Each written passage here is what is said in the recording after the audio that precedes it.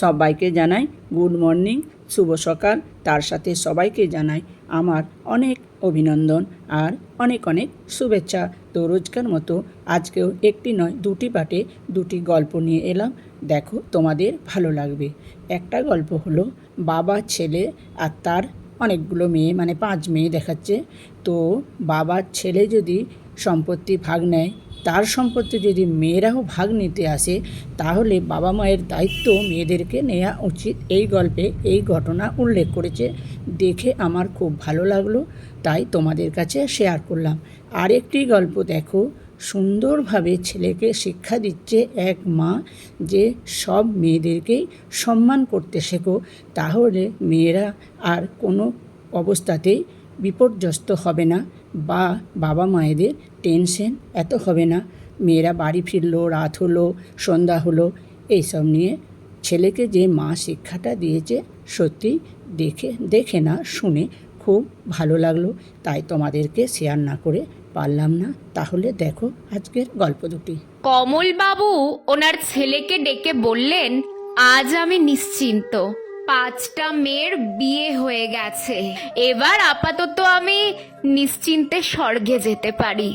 শুধু একটাই দুঃখ থেকে গেল, বাজারে অনেক ধার দেনা হয়ে গেছে, যেটা তোকেই শোধ করতে হবে বাবা। আসলে কন্যাদায়গ্রস্ত পিতা তো, বেঁচে থাকতে থাকতে 5 মেয়ের বিয়ে দিয়ে শান্তিতে মরতে চেয়েছি। তখন কমলবাবুর ছেলে জানায়, বাবা তুমি ওসব নিয়ে চিন্তা করো না, আমি আছি তো। আসলে কমলবাবুর 5 মেয়ে ও 1 ছেলে, 5 মেয়ের বিয়ে হয়ে গেছে। কমলবাবুর স্ত্রী বেশ কিছু বছর আগে মারা গেছে। এখন কমলবাবু ছেলে, বৌমা ও নাতিকে নিয়ে বার্ধক্য কাটাচ্ছেন। কমলবাবুর ছেলের কাঁধে এখন অনেক দায়িত্ব। বৃদ্ধ বাবা, স্ত্রী, সন্তান ও বোনেদেরও দেখাশোনা করতে হয়। তার উপরে মাথার ওপরে আছে বাজারে অনেক টাকার ধার। কমলবাবুর ছেলে প্রীতম খুব ভালো মনের মানুষ হওয়ায় কোনো সময় কোনো প্রতিবাদ না করে সব কিছু মেনে নেওয়ার চেষ্টা করেন। এরপর একদিন কমলবাবু হঠাৎ অসুস্থ হয়ে যান। ওনাকে হাসপাতালে ভর্তি করতে হয়। আজ সপ্তাহখানেক হলো কমলবাবু হাসপাতালে ভর্তি।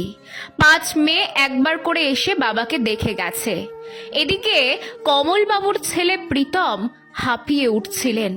একদিকে বাজারের ধার, অন্যদিকে হাসপাতালের অনেক খরচ, কোনো মতেই টানতে পারছিলেন না। এত সমস্যা হওয়া সত্ত্বেও কমলবাবুর মেয়েরা বাবার চিকিৎসার জন্য কোনো খরচ দিতেই রাজি ছিল না। তাই একদিন রাতে প্রীতমবাবু তার স্ত্রীকে বলে, বাজারে প্রচুর ধার দেনা হয়ে গেছে, কিছুতেই আমি আর টানতে পারছি না। আমার এই কষ্টগুলো কাকে বলবো বলো? তাই তোমাকেই বলছিলাম, তোমার বালাজোড়া যদি বিক্রি করে কিছু টাকা আনা যেত, তাহলে বাবার ওষুধের খরচ আর কিছু ধার দেনা শোধ করা যেত। প্রীতমবাবুর স্ত্রী প্রথমে রাজি না হলেও পরে স্বামীর এমন অবস্থার কথা চিন্তা করে তার শখের বালাজোড়া স্বামীর হাতে তুলে দেয় বিক্রি করার জন্য। প্রীতমবাবু স্ত্রীর বালাজোড়া বিক্রি করে বাজারে কিছু ধার দেনা শোধ করেন আর বাবার জন্য ওষুধ আনেন। কিন্তু এর মধ্যেই কমলবাবু পরলোক গমন করেন। বাবা মারা যাওয়ার 1 মাসের মধ্যেই 5 মেয়ে জামাই আসে বাবার পৈতৃক সম্পত্তি সমান ভাগে ভাগ করার জন্য। প্রীতমবাবু ভেঙে পড়েছিলেন বোনেদের এরকম কথা শুনে। আসলে প্রীতমবাবু ভেবেছিলেন পৈতৃক সম্পত্তি যতটা আছে কিছুটা বিক্রি করে ধার দেনাগুলো শোধ করে দেবেন। আসলে এই ধার দেনাটা হয়েছিল মূলত এই 5 বোনের বিয়ের সময়। কিন্তু বোনেরা 5 জন লোক ডেকে বাবার যতটুকু পৈতৃক সম্পত্তি ছিল সবগুলোকে সমান 6 ভাগে ভাগ করে নিয়ে নেয়। এখন প্রীতমবাবু ভাবতে থাকেন, সে যতটুকু পৈতৃক সম্পত্তি ভাগে পেয়েছেন তা দিয়ে তো বাজারের ধার দেনাটাই শোধ হবে না। আগামী দিনগুলো কিভাবে তার কাটবে? এই সব ভাবতে ভাবতেই তিনি কান্না করতে থাকেন। কি অদ্ভুত এক নিয়ম না আমাদের সমাজের! যত দায়িত্ব সব ছেলেদেরই নিতে হবে, মেয়েরা কোনো দায়িত্ব নেবে না, কিন্তু সম্পত্তির ভাগ তারা নেবে।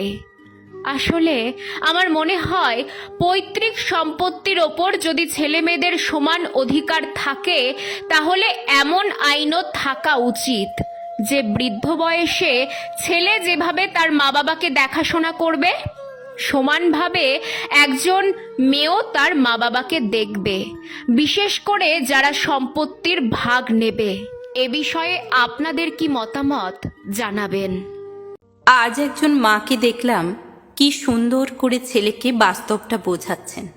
নিজের ক্লাস 10-এর ছেলেকে বলছেন, সব মেয়েকে মা ভাবতে হবে না তোকে, সেটা সম্ভবও নয়। তোর থেকে বয়সে ছোট মানেই তাকে বোন ভাবতে হবে এমনও নয়।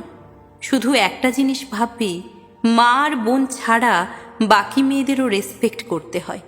সেটা তোর টিউশন ব্যাচের মেয়ে হতে পারে তোর সহপাঠী অথবা সহযাত্রীও হতে পারে।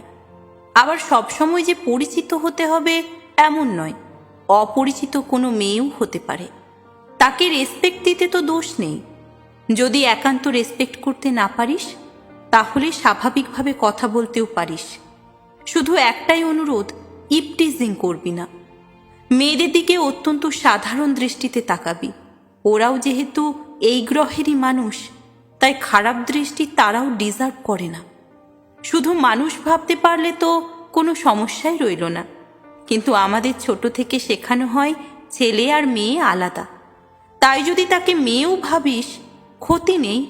কিন্তু মেয়ে দেখলেই অকারণে দুটো নোংরা কথা ছুঁড়ে দেওয়া অথবা খারাপ চোখে তাকানো, এগুলো নয়। কিন্তু সুযোগ পেলেই মলেস্ট করার চেষ্টা, এগুলো নয়। এই ধরনের ব্যবহার আসলে কিন্তু তোর পরিবারকেই ছোট করে, তোর বাবা মায়ের শিক্ষার দিকেই আঙুল তোলে। আসলে কি জানিস বাবু, লোকে মনে করে শুধু মেয়েদের বাবা মায়েরই কষ্ট হয়, ছেলেদের বাবা মায়েরা পাষাণ হৃদয়ের হয়। এটা তো ঠিক নয় সব ক্ষেত্রে। একজন রেপিস্ট ছেলের মায়েরও ঠিক ততটাই যন্ত্রণা হওয়া উচিত যতটা যন্ত্রণা হয় রেপড হওয়া মেয়েটার। বাবু, তুই তো আমাকে ভালোবাসিস, তাই না? আমায় আনন্দ দিতে চাস সব সময়। আমি যদি কখনো শুনি আমার ছেলে কোনো পথ চলতি মেয়েকে হেল্প করেছে, যতটা গর্ব হবে ততটাই কষ্ট হবে যদি শুনি তুই কাউকে ইপটিজিং করেছিস। শোন না, মেয়েদের আলাদা করে চিহ্নিত না করে মানুষ ভাবলে সব থেকে খুশি হব। ছেলেটা আচমকা তার মাকে জড়িয়ে ধরে বলল, তুমি হচ্ছ বেস্ট মম, মনে রাখবো তোমার কথাগুলো। সত্যি বলতে কি, কথাগুলো শুনে এতটাই ভালো লাগলো যে আপনাদের সঙ্গে শেয়ার না করে পারলাম না। এভাবে যদি সব মায়েরা তার সন্তানকে বোঝায়, তাহলে আর বয়স্ক বাবাটাকে শীতের রাতে মেয়েকে টিউশনি থেকে আনার জন্য 2 কিলোমিটার সাইকেল ঠেঙিয়ে যেতে হয় না। তাহলে আর দিদির বাড়ি ফিরতে দেরি হচ্ছে দেখে দুশ্চিন্তায় ভাইকে ঘর বার করতে হয় না। তাহলে আর স্ত্রী লাস্ট ট্রেনে ফিরবে শুনে স্বামীকে ছুটতে হয় না গাড়ি নিয়ে। শুরু হোক না দৃষ্টিভঙ্গি বদলানোর চেষ্টাটা বাড়ি থেকেই। মেয়েদের তো অনেক শেখালাম, মানিয়ে নিতে হয়, এ পোশাক পরতে নেই, রাত করে বাড়ি ফিরতে নেই। এবার না হয় চেষ্টাটা একটু অন্যরকম হোক। এর ফলে অনিচ্ছাকৃতভাবে ভিড় ট্রেনে কোনো ছেলের হাত যদি একটা মেয়ের গায়ে ঠেকে যায়, তখন মেয়েটাও সেটা স্বাভাবিকভাবেই নেবে। কারণ সে আর নিজেকে শুধু মেয়ের ঘেরাটোপে রেখে দেয়নি, সেও নিজেকে মানুষ ভাবতে শিখে গেছে। চলুন না সবাই মিলে এই পরিবর্তনটা শুরু করি নিজের বাড়ি থেকেই। তাহলে আর কোনো আছিয়াকে এভাবে চলে যেতে হবে না। সকলে ভালো থাকবেন। আর যদি ভালো লাগে তাহলে এই লেখাটা সবার মাঝে শেয়ার করে পৌঁছে দেবেন। অসংখ্য ধন্যবাদ।